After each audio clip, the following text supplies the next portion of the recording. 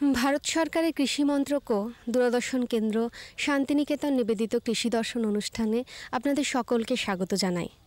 দাঁড়িয়ে আছি রামপুরহাট ১ নম্বর ব্লকের অন্তর্গত সাতঘরিয়া গ্রামে। এই অঞ্চলে বিভিন্ন রকম চাষবাস হয়ে থাকে এবং সেই চাষবাসের সঙ্গে সঙ্গে তাদের বিভিন্ন রকম সমস্যাও রয়েছে। আজ আমরা সেই সমস্যাগুলো নিয়ে আলোচনা করব এবং সেই সমস্যার সমাধান নেবেন আমাদের সঙ্গে উপস্থিত কৃষি বিশেষজ্ঞরা। কৃষি বিশেষজ্ঞ হিসেবে আমাদের সঙ্গে রয়েছেন রামপুরহাট ২ নম্বর ব্লকের সহ কৃষি অধিকর্তা ডক্টর দেবাশিস চক্রবর্তী এবং প্রাক্তন উপ কৃষি অধিকর্তা নিখিলেশ পাণ্ডে। প্রথমেই আমরা কৃষক বন্ধুদের বিভিন্ন রকম সমস্যা নিয়ে আলোচনা করব। চলে যাচ্ছি কৃষক বন্ধুদের কাছে। আপনার নাম কি? আমার নাম শ্রী নিরানন্দ মণ্ডল। আচ্ছা, আপনি কি কি চাষ করেন? আমি আমন, বোরো, সর্ষে, গম, আলু, আখ চাষটা অবশ্য আগে হতো এখন নেই, এবং বিভিন্ন ধরনের মসুর, ছোলা চাষটা এখন বর্তমানে হচ্ছে না। এরকম বিভিন্ন ধরনের চাষ চলে মাঠে। এমনি আলুর পরে কুমড়ো, এই সমস্ত চাষ হয়। আচ্ছা, এই যে চাষ করছেন এটা আপনি কতদিন ধরে করছেন? চাষটা চলছে মোটামুটি ধরুন ২০-২৫ বছর, কি তারও বেশি হবে আমাদের। বাবা, তাহলে তো আপনার এই সম্পর্কে অভিজ্ঞতা অনেক। আচ্ছা, এই যে চাষ করছেন এই সম্পর্কে কি কোনো সমস্যা রয়েছে? সমস্যা তো রয়েছে। আগে জলের সমস্যা ছিল, এখন বিভিন্ন জায়গায় এই অগভীর নলকূপ হওয়াতে জলের একটু সমস্যা কমেছে, কিন্তু পোকামাকড়, তারপরে লেবারের সমস্যা রয়েছে। আমাদের অল্প লেবার, তার জন্যে এই বৈজ্ঞানিক যন্ত্রপাতি দিয়ে অনেকটা চাষ করতে হয়। গরু বাছুর এখন কম, ওই লেবারের সংখ্যা কমের জন্যে। তারপরে পোকামাকড়ের সমস্যা তো রয়েছে। বীজ মোটামুটি আমরা ধরুন বাজার থেকেই কিনতে হয় ভালো উন্নত মানের বীজ। তাতে আমাদের যিনি এডিও সাহেব আছেন উনিও মোটামুটি যোগাযোগটা রাখেন। এইভাবে চাষটা চলে আমাদের। আচ্ছা, ওনার চাষ সংক্রান্ত বিভিন্ন ধরনের সমস্যা রয়েছে, সেই সমস্যার সমাধান আমরা জেনে নেব কৃষি বিশেষজ্ঞদের কাছ থেকে। চাষি ভাই খুব ভালো কথা বলেছেন যে উনি অনেকগুলো ফসলেরই চাষ করেন, যেহেতু জমি আছে এবং যেহেতু চাষি ঘরের ছেলে, উনি ছোটোর থেকেই চাষবাস করেন। ওনার কথাবার্তাতেই বোঝা গেল ২৫-৩০ বছর ধরে চাষ করছেন, কিন্তু উনি কোনো স্পেসিফিক মানে নির্দিষ্টভাবে কোনো ফসলের কোনো পোকা বা রোগ সম্বন্ধে কোনো কিছু উনি জানতে চাননি। তো ওনাকে আমি কতগুলো বেসিক এগ্রিকালচারের জিনিস বলি। সেটা হচ্ছে যে আপনারা যারা চাষ করেন তারা অতি অবশ্যই জমির মাটি পরীক্ষা করাবেন। যদি জমির মাটি পরীক্ষা করান তাহলে অহেতুক মানে আপনার যে আমরা রাসায়নিক সার ব্যবহার করি সেই রাসায়নিক সার আপনাকে ব্যবহার করতে হবে না। ২ নম্বর হচ্ছে যে আপনারা এটা আপনার হচ্ছে যে আপনি প্রশ্ন করতে পারেন যে এই আমি মাটি পরীক্ষাটা কোথায় করাবো। যদি আপনারা পয়সা দিয়ে করতে চান তাহলে আপনাদের মারগ্রামে একটা ল্যাবরেটরি তৈরি আছে, মানে কিছু বেকার ছেলে ওই ল্যাবরেটরিটা তৈরি করেছে, সেখান থেকে করাতে পারেন। আর একটা হচ্ছে যে আপনি যদি বিন পয়সায় করাতে চান তাহলে বহরমপুর ডাল শস্য গবেষণা কেন্দ্র আছে, ওখানে সয়েল টেস্ট ল্যাবরেটরি আছে, সেখান থেকে করাতে পারেন। অথবা আমাদের এই বীরভূম ডিস্ট্রিক্টে বোলপুরে আপনার বিশ্বভারতীর মান্ডারে যে কৃষি ফ্যাকাল্টি আছে, মানে কৃষি বিশ্ববিদ্যালয় কৃষি আছে ডিপার্টমেন্ট আছে, সেই ডিপার্টমেন্টে আপনার সয়েল সায়েন্স ডিপার্টমেন্টে গেলে পরে সেখানেও আমাদের মাটি পরীক্ষাগার আছে, সেখান থেকেও আপনি মাটি পরীক্ষা করাতে পারেন। এবার হচ্ছে মাটি পরীক্ষা করালে আপনার কি সুবিধা হবে। আপনারা হয়তো মনে করবেন যে এই যাতায়াত বা এর জন্য একটা কস্টিং আছে।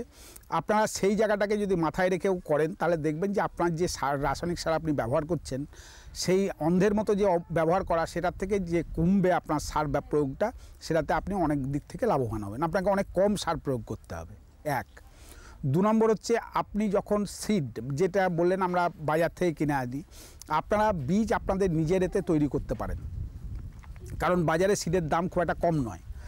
তো সেই জন্য আমরা চাষি ভাইদের বলি যে আপনি যদি সার্টিফাইড সিড কেনার মতো আপনার সঙ্গতি থাকে তাহলে আপনি আপনার জমির একটা অংশে মানে সাইডের দিকে সেখানে আপনি একবার সার্টিফাইড সিড কিনে নিয়ে আসুন, এসে একটা বাঁধ দিয়ে সেখানে সেই ভ্যারাইটির চাষ করুন।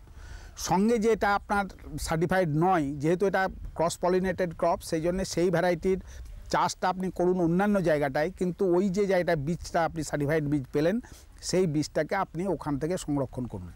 করে নেক্সট বারে সেটাকে ব্যবহার করুন। আবার ধরুন আবার সেইবারেও আপনি যেটুকু আপনার পয়সা আসবে 2 কেজি 2.5 কেজি 3 কেজি যেটুকু কিনলেন সেটুকু করে করুন, তাহলে দেখবেন আপনার বীজের পরিমাণ কম লাগছে এবং আস্তে আস্তে 2-3 বছরের মধ্যে আপনি আপনার বীজটা নিজের ঘরে তৈরি করতে পারবেন। 3 নম্বর হচ্ছে পোকামাকড়। এখন দেখুন পোকামাকড় জমিতে আছে এবং জমিতে আমাদের বন্ধু পোকা এবং শত্রু পোকা দু রকমই আছে। বন্ধু পোকা কি না, তো যে পোকাগুলোকে খেয়ে বেঁচে থাকে সেগুলো হচ্ছে আমাদের বন্ধু পোকা, কারণ শত্রু পোকাকে নষ্ট করছে। আর কিছু আছে শত্রু পোকা যেগুলো আপনার ওই ফসলকে খেয়ে নষ্ট করে আপনার মানে যে উৎপাদনশীলতাকে কমিয়ে দিচ্ছে। আপনি যাবেন মাঠে দেখবেন, যদি দেখেন যে আপনার জমিতে 5% বেশি জায়গা কাভার করেছে আক্রমণে শত্রু পোকার, তবেই আপনি বিষ প্রয়োগ করবেন, না হলে বিষ প্রয়োগ করবেন না। এবার বিষ প্রয়োগেরও সিস্টেম আছে। আপনি প্রথমে জমির চারিদিকে বের করে আপনি বিষটা প্রয়োগ করুন, যাতে করে অন্তত এই পোকামাকড়গুলো উড়ে গেলেও সেখানে গিয়ে অন্তত ওষুধের মানে এতে এসে মারা যায়। আর তারপরে এসে আপনি ভিতরের দিকে আসুন, মানে ঘুরে ঘুরে স্প্রেটা করুন। 3 নম্বর হচ্ছে আপনি কোন বিষ প্রয়োগ করবেন। আপনার জমিতে যে ফসলে যে পোকা বা যে এর আক্রমণ হয়েছে সেই জিনিসটাকে আপনাকে প্রথমে মার্ক করতে হবে। যেমন ধরুন চাষি ভাইরা অনেকে যারা মানে চাষ করছেন দীর্ঘদিন ধরে, তারা হয়তো কেউ বুঝতে পারেন যে রোগের সঙ্গে মাটির যে ফার্টিলাইজার ডেফিসিয়েন্সি মানে নিউট্রিশন ডেফিসিয়েন্সি সেটার চেহারা দেখলে বুঝতে পারেন। কিন্তু আবার অনেকেই বুঝতে পারেন না, তার হয়তো জমিতে বোরনের অভাব বা জিঙ্কের অভাব বা পটাশের অভাব, পাতাটা শুকাচ্ছে বা পাতাটা হলুদের দাগ হচ্ছে, ও মনে করছে রোগ লেগেছে বলে ওষুধ দিতে থাকেন। সেই জায়গাটা ভালোভাবে মার্ক করবেন। আমাদের ব্লক স্তরে আধিকারিকরা আছেন, গ্রাম স্তরে আমাদের কেপিএসরা আছেন, তাদেরকে অন্তত দয়া করে একবার দেখিয়ে নেবেন যে আপনার এটা রোগগ্রস্ত না এটা কোনো ফার্টিলাইজারের ডেফিসিয়েন্সি থেকে হচ্ছে, মাটির থেকে হচ্ছে। তারপরে আপনারা ওষুধ সিলেকশান করবেন। এবার ওষুধ সিলেকশানটা কীভাবে হয়, আপনার জমিতে যা হয়েছে সেইটা গিয়ে চাষির মানে ওষুধের দোকানে বললেন, ওষুধের দোকান ঠিক করে দেয় যে আপনাকে কোন ওষুধটা দিতে হবে। আপনারা ওষুধের মানে কোনো বোঝেন না, সেই জন্য আপনাদের কাছে আমাদের অনুরোধ যে আপনারা অন্তত ব্লক স্তরে যে এডিএ সাহেব আছেন তার সঙ্গে কথা বলুন, বলে ওষুধটা দেখে নেন, কারণ আপনি তো পয়সা খরচা করছেন এবং আপনার রেঞ্জের মধ্যেই পড়ছে। তাহলে আপনি একবার অন্তত তার সঙ্গে যোগাযোগ করুন, বা সাব ডিভিশন যে এগ্রিকালচার অফিসটা কাছে হবে, কৃষি দপ্তর যেটা কাছে অফিস হবে, সেখানে গিয়ে একবার আপনি আপনার ফসলটা দেখাবেন, তিনি বলে দেবেন। আপনি যদি মানে নাও বোঝেন, না যেতে পারেন, তাহলে আমি আপনাকে একটা থাম্ব রুল বলছি, সেটা হচ্ছে পোকামাকড়ের মুখ কীরকম। আপনি যদি পোকাটাকে ধরেন তো দেখবেন 2 রকমের মুখ আছে। এক হচ্ছে আপনার কুড়ে পাতাকে খায়, আর একটা হচ্ছে শাক করে খায়, মানে ওই মশা যেমন রক্ত খায় সেরকমভাবে রস শুষে খায়। আপনি যেরকম বুঝবেন, যদি রস শুষে খাওয়া হয় তাহলে আপনাকে অন্তর্বাহী ওষুধ যে কোনো একটি গিয়ে নিতে হবে।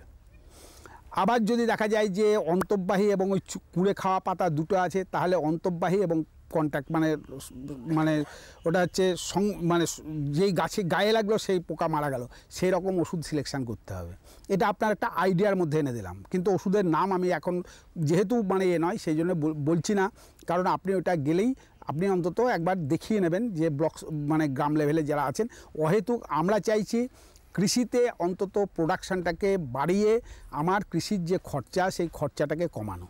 আপনার কাছে আমাদের বক্তব্য, আপনি পরপর স্টেপ ওয়াইজ আগাবেন যাতে করে আপনার ওই চাষের খরচাটা কম হয়। তাহলে আমরা কি বললাম, 1 হচ্ছে মাটি পরীক্ষা, 2 হচ্ছে ভালো বীজ, তৃতীয়ত হচ্ছে আপনার রোগ পোকা, এবং জল তো আপনারা বলেছেন যে এখানে কাছাকাছিতে অনেক ডিপ টিউবওয়েল বা অগভীর নলকূপ হয়েছে, তাতে জল এবং জলের ব্যবহারটাও কমাতে হবে। জল আপনি দেখবেন যে আপনার গাছের যতটুকু প্রয়োজন ততটুকুই জল দেওয়ার দরকার আছে। জল অহেতুক জল ফেলবেন না এবং জলকে নষ্ট করবেন না। নালা যেগুলো আছে সেগুলোকে পাকা, এখন গভর্নমেন্টের অনেক স্কিম আছে যেখান থেকে আপনার পাকা নালা করে দেওয়া হচ্ছে। আপনার যে নালাগুলো আছে সেইগুলোকে পাকা করার চেষ্টা করুন, যদি না পান তাহলে পরে আপনার পলিথিন লাইন দিয়ে ওটাকে কাভার করুন, তা না হলে আপনি টালের নালা করুন, যাতে করে জলের অপচয়টা বন্ধ করা যায়। এই 4টি জিনিস যদি আপনি মাথায় রাখেন তাহলে আপনার চাষ লাভজনক হবে, প্রকৃতির সঙ্গে এর ভারসাম্য ঠিক থাকবে এবং আপনার ফসল লাভজনক হবে। আমরা জানলাম প্রথম কৃষক বন্ধু সমস্যা সমাধান। চলে যাচ্ছি পরবর্তী কৃষক বন্ধুর কাছে। আপনার নাম কি? আমার অসীম মণ্ডল। আপনি কি এই গ্রামেরই বাসিন্দা? বাসিন্দা। আচ্ছা, আপনি কি চাষ করেন? আমাদের মূলত এখানে বেশি ধান চাষটাই বেশ মানে মেন চাষ ধান। এছাড়া গম, শসা, অল্প স্বল্প আলু টালু হয়। আচ্ছা, এই যে চাষবাস করেন এ সংক্রান্ত যদি কোনো সমস্যা থেকে থাকে? আমাদের বিভিন্ন সমস্যা বলতে ধানে বেশি সমস্যা দেখা দেয়, যেটা হচ্ছে শোষক পোকার জন্য একটা আমাদের, বা খোলা পচার জন্য একটা আক্রমণ। এগুলোতে আমরা ঠিকমতো সলভ এখনও হয়নি। খোলা পচা মূলত যেগুলো হয় ঘাস থেকে বলে হেনা তেনা, এগুলোকে আমরা বিভিন্ন রকম পেস্টিসাইডস বা ফাঙ্গিসাইড ব্যবহার করেছি, কিন্তু তাতে রেজাল্ট সবসময় ভালো হয় না। আর এমনিতে আমাদের ধানের প্রোডাকশনটা দিনে দিনে এখন কমে যাচ্ছে। এটার জন্য আপনি যেন এখন বলেন মাটি শোধনের ব্যাপার, মাটি শোধনের রেজাল্ট আমরা আজ পর্যন্ত পাইনি। বলেছি আমরা কি বলে বিশ্বভারতীতে গেছিলাম, সেখানে রেজাল্ট আমাদের মাটি নিয়ে রেজাল্ট দেয় না। এইগুলোকে আমরা সলভ করতে পারিনি। তো এর আগে আমি মাটি দিয়ে এসেছি, হয়নি রেজাল্ট। এই হচ্ছে ওই হচ্ছে বলছে, এখন আমাদের হয় না। ওনার এই সমস্যার সমাধান বিস্তারিতভাবে জেনে নেব আমাদের কৃষি বিশেষজ্ঞদের কাছ থেকে। এই রোগ এবং পোকাটা মূলত কিছুটা মানে জাতের উপরে নির্ভর করে। এখানে যেটা হয়, যে জাতটা চাষ হয় মূলত হচ্ছে MTU 7029 বা স্বর্ণ ধান। এই লাল স্বর্ণ ধানটার ক্ষেত্রে এই প্রবলেমটা বেশি দেখা দিচ্ছে, বাদামি শোষক পোকা এবং খোলা পচা। তো এই খোলা পচা বা বাদামি শোষক পোকার হাত থেকে ধানকে রক্ষা করতে গেলে আমাদেরকে প্রথম থেকে কিছুটা ব্যবস্থা গ্রহণ করতে হবে। এক তো হলো মাটি পরীক্ষা করে সেই মাটিতে কতটা কি আমাদের পুষ্টিমূল্য আছে সেগুলো জেনে নিয়ে সুষম হারে সার প্রয়োগ করতে হবে। বীজ রোয়া করার আগে বা বীজ বপন করার আগে বীজটাকে শোধন করতে হবে, এবং ঠিকঠাক পরিচর্যারও আমাদের দরকার আছে। খোলা পচার ক্ষেত্রে যদি আমরা বীজ শোধন করে নিতে পারি তাহলে অনেকাংশেই মূল জমিতে খোলা পচার যে সম্ভাবনা সেটা অনেকাংশে আমরা কমিয়ে নিতে পারি। তো এই বীজ শোধন করার জন্য আমাদেরকে দুভাবে আমরা বীজটা শোধন করতে পারি। একটা হচ্ছে শুকনো শোধন, একটা হচ্ছে সিক্ত শোধন। যারা শুকনো বীজ ফেলেন তাদের জন্য হচ্ছে 1 কেজি বীজের জন্য 2 থেকে 2.5 গ্রাম বীজ শোধন করা ওষুধ। সে যে কোনো ছত্রাকনাশক, বাজার চলতি যেগুলো ছত্রাকনাশক আছে তাতে কার্বেন্ডাজিম হতে পারে, ম্যাঙ্কোজেব হতে পারে, কার্বেন্ডাজিম ম্যাঙ্কোজেবের মিশ্রণ হতে পারে, সেইগুলো দিয়ে একটা অধাতব পাত্রে 1 কেজি বীজের সঙ্গে যদি আমরা 2.5 থেকে 3 গ্রাম পরিমাণ ওই বীজ শোধন করা ওষুধটাকে নিয়ে 2 থেকে 3 মিনিট একটু নাড়িয়ে নিতে পারি, তাহলেই ওটা শুকনো বীজ শোধনটা হয়ে গেল। এটা একদম বীজ বপন করার জন্য রেডি হলো।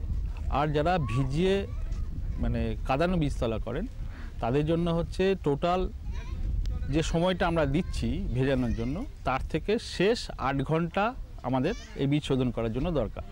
ধরা যাক আমাদের বড় বীজতলা করার জন্য প্রায় 60 থেকে 72 ঘন্টা মতন বীজনটাকে আমরা জলে ভেজাই ওর কল বার করার, মুখটা ফাটানোর জন্য। তো সেই 60 ঘন্টার থেকে যদি আমরা 10 ঘন্টা শেষ 8 থেকে 10 ঘন্টা বাদ দিই, মানে 50 ঘন্টা যদি আমরা জলে ভেজানোর পর ওই জলে ভেজানো বীজটাকে তুলে নিয়ে 1 লিটার জলে 1.5 গ্রাম 1 লিটার জলে 2 গ্রাম বীজ শোধন করা ওষুধ মিশিয়ে একটা দ্রবণ তৈরি করে নেব, এবং সেই দ্রবণে আমি যদি ওই 50 ঘন্টায় ভেজানো বীজটাকে যদি ফেলে আরও 10 ঘন্টা ভিজিয়ে রাখতে পারি তাহলে আমাদের বীজ শোধন করা হয়ে যাবে। তো এমনি দেখা গেছে যে 1 কেজি বীজ ভেজাতে গেলে আমাদের মোটামুটি 1.5 লিটার মতন জলের দরকার হয়। এরপরেতে আমরা সেটা বীজতলায় ফেলে আমন ধানের ক্ষেত্রে 20 থেকে 22 দিনের মাথায় আমরা রোয়ার কাজ করি, এবং বোরো ধানের ক্ষেত্রে এটা একটু বেশি সময় লাগে, প্রায় 60 থেকে 75 দিনের, কোনো কোনো ক্ষেত্রে 80 দিন পর্যন্ত আমরা বীজতলায় বিচন রেখে দিই। খোলা পচা মূলত দেখা যায় যে আমাদের চাষি বন্ধু যারা আছেন তারা গাছটাকে সবুজ দেখতে খুব ভালোবাসেন। তো এই সবুজ দেখতে গিয়ে কিন্তু যত বিপত্তি, সবুজ দেখানো মানে সেখানে আমরা বেশি পরিমাণ নাইট্রোজেন দিয়ে দিই, এবং আমাদের অনেক চাষি বন্ধুরা এরকমও করেন যে রাত্রির অন্ধকারে গিয়ে অনেকে ইউরিয়া মেরে দিয়ে আসেন। তো এইটা কিন্তু করা যাবে না, আমাদের সুষম হারে সার প্রয়োগ করতে হবে। এবং আমাদের আগেই আমরা বলেছি যে মাটি পরীক্ষা করে যদি করা যায় সেটা হচ্ছে সব থেকে ভালো। এবং এখানে দেখা যাবে যে আমরা যদি 2 ভাগ নাইট্রোজেন ব্যবহার করি, সেই সঙ্গে কিন্তু এটা সুপারিশ হচ্ছে 1 ভাগ পটাশ এবং 1 ভাগ ফসফেট ব্যবহার করতে। বীরভূম জেলাতে যে আমাদের সার ব্যবহারের যে ব্যাপারটা আছে তাতে দেখা যাচ্ছে আমরা যদি 4 ভাগ নাইট্রোজেন ব্যবহার করি তাহলে সেখানে 1 ভাগ ফসফেট এবং কোনো কোনো ক্ষেত্রে 0.5 ভাগ বা হাফ ভাগ আমরা পটাশ ব্যবহার করি। আমরা পটাশটাকে অবশ্য করেই ব্যবহার করতে হবে, যাতে করে সে আমরা যে ফসলটা চাষ করছি, যে শস্যগুলো চাষ করছি, বিশেষ করে ধানের ক্ষেত্রে পটাশ দিলে সেই পটাশটার মূল ভূমিকা হচ্ছে গাছের রোগ পোকার সহনশীলতা বাড়ানো এবং অনেক ক্ষেত্রে গাছটাকে শক্ত করে রাখে। তো এই ব্যাপারটা আমাদেরকে মাথায় রাখতে হবে।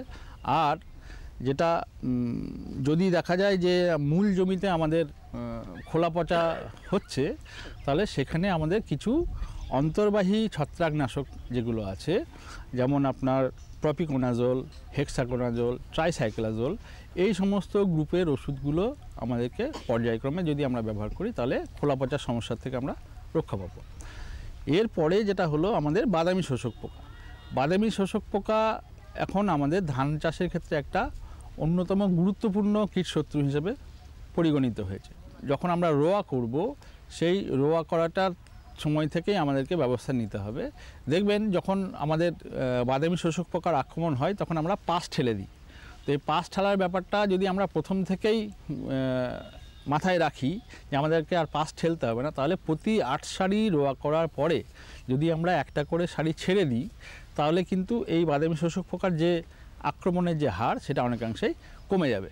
একটা সারি ছাড়লে অনেকেই হয়তো বলবেন যে আমাদের ফলন কমে যাওয়ার একটা সম্ভাবনা আছে, কিন্তু সেটা কিন্তু নয়। যখন আমরা প্রতি 8 সারি অন্তর একটা করে সারি ছেড়ে দেব, তখন ওই শেষ যে সারিটা দুটো সারির মাঝখানে যে থাকছে, ওইদিকে শাড়িটার সঙ্গে এই শাড়িটার তারা এত পরিমাণ পাশকাঠি দেবে, সেই পাশকাঠিতে কিন্তু আপনাদের ফলনটা পুষিয়ে যাবে।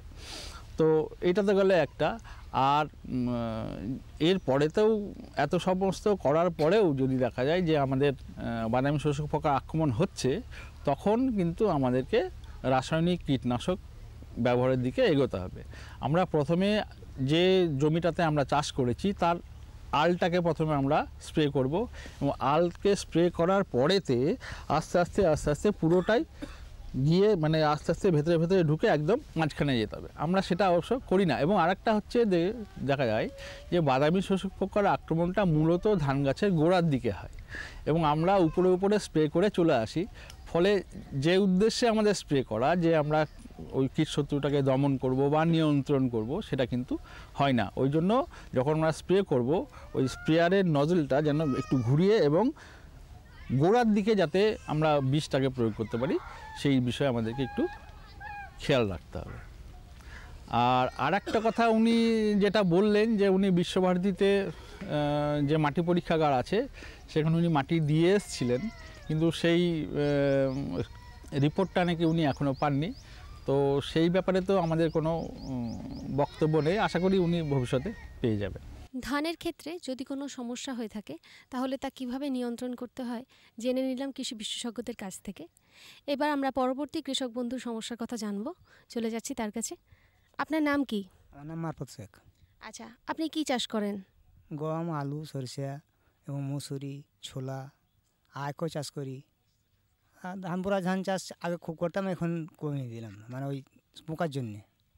আচ্ছা, এই যে চাষবাস করেন, কোনো সমস্যা আছে কি? সমস্যা, হ্যাঁ, পোকা এনি টাইম লেগে গেছে। আমরা বিষ আনছি, বিষ ছাড়ছে না পোকা। এই যে গম একবার হলুদ হয়ে গেল, 18 বিঘা গম লেগেছি, 10 বিঘা গম হলুদ হয়ে মরে গেল। সেই গমে আবার স্প্রে করলাম, তাই কাঠি হয়ে আছে। আর পরে মসুরি 1 বিঘা বুনেছি, সেটা ধরেন লাল হয়ে মরে গেল। আলু লাগাইছি, আলুতে ধসা লেগে গেল। এবার ধরেন বিষ আনছি, বিষে কাজ করছে। তাহলে আপনার মূলত পোকা নিয়েই সমস্যা? পোকা নিয়ে সমস্যা, পোকাটা হয়েছে আসল মেন। আমাদের পোকা কোনো মতেই হয়েছে না। দোকানে গেছি, বিষ আনছি, ওরা বলছে, ওর দিকে যা বলছে আমরা সেভাবে বিষ দিচ্ছি, কিন্তু কাজ হয়েছে না। ওনার চাষবাসের ক্ষেত্রে পোকা নিয়ে সমস্যা রয়েছে, তো সে সম্পর্কে আমরা সমাধান জেনে নেব কৃষি বিশেষজ্ঞদের কাছ থেকে। হ্যাঁ, চাষি ভাইরা খুব ভালো প্রশ্ন করেছেন যে গমে মোটামুটি হলুদ হয়ে যাচ্ছে উনি বললেন, কিন্তু আমরা এই বীরভূম ডিস্ট্রিক্টে যেসব গ্রামে বা গঞ্জে ঘুরছি সেটাতে আমরা দেখতে পাচ্ছি যে জিঙ্কের ডেফিসিয়েন্সির জন্য এই হলুদ মানে ভাবটা গমে আসছে। তো ওখানে যদি আপনি পোকা মারার ওষুধ দেন তাহলে তো আর সেটা তো জিঙ্কের ডেফিসিয়েন্সি তো আর পোকা মারার ওষুধে কাভার করবে না। সেই জন্য আমি আপনাদের প্রথম থেকেই বলেছিলাম যে আপনারা দয়া করে অন্তত কৃষি বিশেষজ্ঞর সঙ্গে যোগাযোগ করুন। আর যেটা আপনি আরেকটা জিনিস যেটা বললেন সেটা হচ্ছে মাটি পরীক্ষার জন্য আমাদের কি করণীয়। মাটি পরীক্ষার জন্য আপনারা জানেন যে আপনাদের বহু ট্রেনিং মিটিংয়ে বা আমরা নানাভাবে কৃষি প্রশিক্ষণ এর মাধ্যমে বলেছি যে কিভাবে মাটি নিতে হয় জমির। আপনি মারগ্রামে যদি যান তাহলে ওরা নিজেরা করেন প্রাইভেট থেকে, ওটা আপনাকে করে সঙ্গে সঙ্গে ওরা রেজাল্টটা দিয়ে দেবে, তাতে আপনি আপনার মাটির স্বাস্থ্য সম্বন্ধে জানতে পারবেন। আর আরেকটা জিনিস সেটা হচ্ছে শস্য পর্যায়ে মাথায় রাখুন। ধান ধান ধান, গম গম গম, বা বেগুন বেগুন বেগুন, কুমড়ো আলু আলু, এরকম যদি করেন তাহলে পরে কিন্তু একই পোকা বা একই রোগের নানা রকম প্রাদুর্ভাব দেখা যেতে পারে। সেই জন্যে আপনাদের উচিত হচ্ছে একটা শস্য পর্যায় তৈরি করা, যাতে করে মানে আপনার ধানের পরে হয়তো গম এলো, আসার পরে তারপরে আপনি কোনো ডাল শস্যে গেলেন, তাতে জলও কম লাগে, বাজার দরও বেশি। আপনার ডাল শস্যের চাষটা বীরভূমে আমাদের খুবই কম। আপনাদের আমরা বারবার কৃষি দপ্তর থেকে বলছি যে আপনারা ডাল শস্য চাষ করুন। আমরা অনেক মিনিকিট দেওয়ারও ব্যবস্থা করেছি, কিন্তু আপনাদের ডাল শস্যের ওপরে কোনো রকম মানে চাহিদা বা আগ্রহটা কম দেখা যাচ্ছে। ডাল শস্য যদি আপনি লাগান তাহলে পরে আপনার মাটির স্বাস্থ্য ভালো থাকবে, কারণ ডাল শস্যের যে শিকড় আছে তাতে নডিউল ব্যাকটেরিয়া আছে, গুটি গুটি এর মতো, সেগুলোতে মাটিতে নাইট্রোজেন ফিক্সেশন করে, এবং এর যে পাতা বা এগুলো ঝরে পড়ছে সেগুলোতেও আপনার একটা জৈব সারের মতো কাজ করে। সেই জন্য আমরা চাষি ভাইদের বলি যে অন্তত অন্তত ডাল শস্য একবার চাষ করুন। 2 নম্বর হচ্ছে আপনারা জমিতে যেহেতু বেশি পরিমাণে এখন গোবর সার আপনারা দিতে পারছেন না, সেই জন্যে অন্তত একবার করেও এই যে আপনার টোটাল শস্য পর্যায় তৈরি করবেন তার মধ্যে একবার মানে সবুজ এর যেমন ধনচা বা অন্যান্য কোনো ডালের যদি আপনি চাষ করে যদি সেটাকে কচি অবস্থায় মাটির সঙ্গে মিশিয়ে দেন তাহলে পরে আপনার মাটির উর্বরতা বাড়বে এবং মাটির যে স্বাস্থ্য সেটা ভালো থাকবে। এই জায়গাগুলোকে আপনাকে মাথায় রাখতে হবে। আর আপনার যেটা গমের ব্যাপার সেটা কিন্তু আপনাকে জিঙ্ক ডেফিসিয়েন্সির জন্য হয়েছে, আপনি জিঙ্ক দিলে এই অবস্থার পরিবর্তন হবে। আশা করি আপনি আপনার উত্তরটা আমাদের কাছে জানতে পেরেছেন। জেনে নিলাম কিভাবে রোগ পোকা নিয়ন্ত্রণ করতে হবে আমাদের কৃষি বিশেষজ্ঞদের কাছ থেকে। চলে যাচ্ছি পরবর্তী কৃষক বন্ধুর কাছে। আপনার নাম কি? আমার নাম বীরেন মণ্ডল। আচ্ছা, আপনি কি চাষ করেন? আমি গম, ধান, সর্ষে আর ছোলা করতাম, এখন হচ্ছে না, রাঙি লেগে মরে যাচ্ছে। হ্যাঁ, এর জন্য। আর এখন সমস্যাটা দেখা যাচ্ছে, হ্যাঁ, কি ধরনের সমস্যা দেখা যাচ্ছে বলুন। এই ধরুন গমে আগাছা নাশক, পেঁয়াজে যেমন ঘাস, তা ধানে যেমন ঘাসটা হয়ে যাচ্ছে জমিতে, সে সম্বন্ধে যদি আমরা কিছু জানতাম ঘাস মারা সম্বন্ধে, তাহলে আমাদের উপকৃত হতো। আচ্ছা, উনি চাষ করতে গিয়ে ঘাস সংক্রান্ত একটি সমস্যার কথা বললেন। আমরা সেই সমস্যার সমাধান জেনে নেব আমাদের সঙ্গে উপস্থিত কৃষি বিশেষজ্ঞদের কাছ থেকে। হ্যাঁ, উনি যে সমস্যাটার কথা বললেন, আগাছা সমস্যা, এটা এখন বলে শুধু নয়, সারা বিশ্ব জুড়ে একটা ভয়াবহ আকার। তবে আগাছার ব্যাপারে আমাদের এই এলাকার চাষিরা একটু উদাসীনী। সারা পৃথিবীতে যত পরিমাণ মানে আমরা কীটনাশক অ্যাজ এ হোল মানে সমস্ত মিলিয়ে আগাছানাশক, ছত্রাকনাশক, রোগনাশক, কীটনাশক সব মিলিয়ে যেগুলো যে পরিমাণ পেস্টিসাইডস আমরা ব্যবহার করি, সারা বিশ্বে সব থেকে বেশি পরিমাণ পেস্টিসাইড ব্যবহার হচ্ছে সেটা হচ্ছে আগাছানাশক। অথচ আমাদের এখানে আগাছার ব্যাপারে আমরা একটু কিন্তু ঔদাসীন্যই দেখাই। মূলত যে সমস্ত চাষগুলো আমরা করি, যে সমস্ত ফসলগুলো, তাতে 2 ধরনের আগাছা দেখা যায়। একটা হচ্ছে চওড়া পাতা, একটা হচ্ছে সরু পাতা। তো এই জন্য আমার একটা পরামর্শ যে আগাছা যখন আপনার জমিতে হচ্ছে তখন সেটা সঠিকভাবে দেখে সেটা কোন ধরনের আগাছা সেটা জানার পরেই তবেই কিন্তু আপনি আগাছা নাশক যেগুলো বাজারে আছে সেগুলো প্রয়োগ করবেন। নইলে কিন্তু আপনার আগাছার সঙ্গে সঙ্গে আপনার ফসলটারও ক্ষতি হতে পারে। তো তাই জন্য কিছু আমাদের বাজারে সিলেক্টিভ এবং নন সিলেক্টিভ মানে হচ্ছে যেগুলো একদম আগাছাকেই মারবে এরকম কিছু আগাছানাশক আছে, এবং আগাছা ফসল সমস্ত কিছু শেষ করে দেয় এরকম আগাছানাশক বাজারে পাওয়া যায়। সবথেকে ভালো হচ্ছে আপনার মাঠ যখন একদম ফাঁকা আছে, যখন আপনি মাঠে কোনো রকম ফসল নেই, সেই অবস্থাতে একটি নন সিলেক্টিভ হার্বিসাইড যদি প্রয়োগ করেন তাহলে সেখানে সমস্ত রকমের আগাছা একদম সমূলে বিনষ্ট হবে। এইগুলো হচ্ছে একটা গ্লাইফোসেট, যেটা বাজারে রাউন্ড আপ, গ্লাইসেল এইসব নামে পাওয়া যায়। সেটা যদি একবার প্রয়োগ করে নেন কোনো ফসল চাষ করার আগে, তাহলে সেখানে আপনার পরবর্তী যখন আপনি ফসলটা চাষ করবেন সেখানে আগাছার প্রাদুর্ভাব অনেকটাই কমে যাবে। আর গমের ক্ষেত্রে যে সমস্ত আগাছা আমরা দেখতে পাই, মূলত ওই এক ধরনের বথুয়া বা বুনোজয়ী এই সমস্ত আগাছাগুলো আমরা দেখি। এইটা দমন করতে গেলে আমাদেরকে গম বোনার 5 থেকে 7 দিনের মাথায় পেন্ডিমিথালিন গ্রুপের যে সমস্ত আগাছানাশকগুলো আছে সেগুলো আমরা যদি 1 বিঘে পরিমাণ জায়গার জন্য 100 গ্রাম 100 মিলিলিটার আগাছানাশক যদি আমরা স্প্রে করি, তাহলে সেক্ষেত্রে আমরা গমের যে আগাছার প্রবলেম সেটা আমরা মিটিয়ে ফেলতে পারবো। হ্যাঁ হ্যাঁ ঠিক আছে, একদম হ্যাঁ হ্যাঁ ঠিক আছে। আচ্ছা আচ্ছা, কার সঙ্গে কথা বলছিলে এত হেসে হেসে? আরে বাবা, কিষান কল সেন্টার, বিশেষজ্ঞের সাথে চাষের ব্যাপারেই কথা বলছিলাম। সকালেও দুপুরেও? আরে বাবা, কিষান কল সেন্টার তো সকাল 6টা থেকে রাত 10টা অবধি খোলা। রোববারেও? হ্যাঁ গো, বছরে 365 দিন। এত ফোনের বিল কে দেবে? আরে বাবা, কিষান কল সেন্টারের পরিষেবা সম্পূর্ণ বিনামূল্যে। কিন্তু তুমি এগুলো জিজ্ঞেস করছো কেন? আমি তো অন্য কিছু ভাবছিলাম। ও কৃষক ভাইরা কৃষিকাজ সংক্রান্ত সমস্যার নিজের ভাষায় তাড়াতাড়ি সমাধানের জন্য ভারতের যে কোনো ফোন থেকে রাষ্ট্রীয় হেল্পলাইন নম্বর 1800-180-15551-এ যোগাযোগ করুন। কৃষকের বন্ধু, কৃষকের কল সেন্টার। এই নাও, আর কিছু? বাস। আরে এটা কি ভাই, এতটুকু রাসায়নিক সার? কৃষিকাজ ছাড়ছো কি? কৃষিকাজ নয়, বোকামি ছাড়ছি।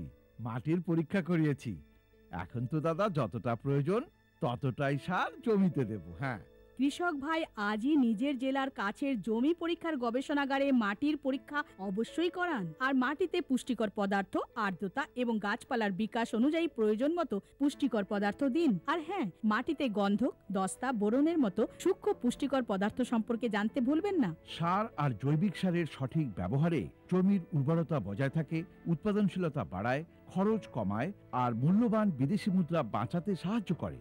আর হ্যাঁ, ধীরে ধীরে নাইট্রোজেন সরবরাহকারী সার যেমন নিমযুক্ত ইউরিয়াকে অগ্রাধিকার দিন আর ইউরিয়া পাতার উপর ছড়িয়ে দিন। আরে বাহ, তুই তো সত্যি বুদ্ধিমান হয়ে গেছিস রে। বিশদে জানতে যোগাযোগ করুন জেলা কৃষি আধিকারিক বা কিষান কল সেন্টার। শ্যামু ভাই, সরকার বলছে যে পূর্ব ভারতের দ্বিতীয় হরিত ক্রান্তি আসবে। আরে সে তো পাঞ্জাব হরিয়ানায় হয়েছিল, এখানে তো শস্যের উৎপাদনও কম। সরকারের কথায় কিছু তো সত্যতা হবে। আসলে এখানে বৃষ্টির 3 গুণ হয়। চলো বৈজ্ঞানিকের নম্বর লাগানো যাক। আরে বাহ, এসে গেছেন। নমস্কার প্রধানমশাই। হ্যাঁ ভাই, উর্বর জমির মূল্যকে বোঝো, শুধু প্রয়োজন সঠিক ধরন আর প্রযুক্তি গ্রহণ করার। পূর্ব ভারতে সরকার কম গভীর নলকূপ আর বোরওয়েলের নির্মাণের জন্য সহায়তা দিচ্ছে। কিন্তু সরকার থেকে আর কি পাবো? ভরপুর সাহায্য, জমির প্রস্তুতি থেকে নিয়ে ফসলের কাটাই পর্যন্ত প্রযুক্তিগত পরামর্শ। 1000 হেক্টয়ারের অজস্র এলাকায় চাল আর গমের বিশেষ প্রদর্শনী চলছে। আরে বাহ, তাহলে তো আমাদের ক্ষেত সবুজে ভরে উঠবে। এই স্বপ্ন কি সত্যি হবে? হ্যাঁ নিশ্চয়ই, পূর্ব ভারত এখন হরিত ক্রান্তির অগ্রদূত। আসুন একসাথে মিলে কদম বাড়ায়। আমরা এতক্ষণ রামপুরহাট 1 নম্বর ব্লকের অন্তর্গত সাতঘরিয়া গ্রামের কৃষক বন্ধুদের বিভিন্ন অভিজ্ঞতার কথা এবং তাদের বিভিন্ন রকম সমস্যার কথা জেনে নিলাম। সেই সমস্ত সমস্যার সমাধান দিলেন আমাদের সঙ্গে উপস্থিত কৃষি বিশেষজ্ঞরা। আর আপনাদের আমাদের সঙ্গে এই অনুষ্ঠানে উপস্থিত থাকার জন্য অসংখ্য ধন্যবাদ। আপনাদেরও নিশ্চয়ই এই ধরনের সমস্যাগুলি রয়েছে এবং আজকের এই আলোচনা থেকে আপনারা নিশ্চয়ই উপকৃত হবেন। কেমন লাগছে আমাদের অনুষ্ঠান আমাদের চিঠি লিখে জানান। চিঠি লেখার ঠিকানা কৃষি দর্শন, অধিকর্তা দূরদর্শন কেন্দ্র, শান্তিনিকেতন, শান্তিনিকেতন, সূচক 731235।